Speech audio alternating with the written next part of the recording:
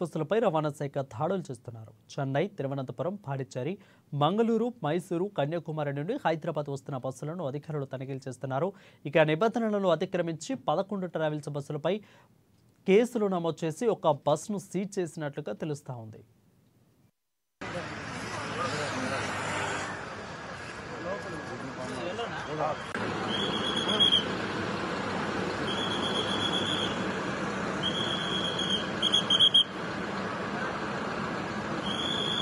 ఇంకడుకో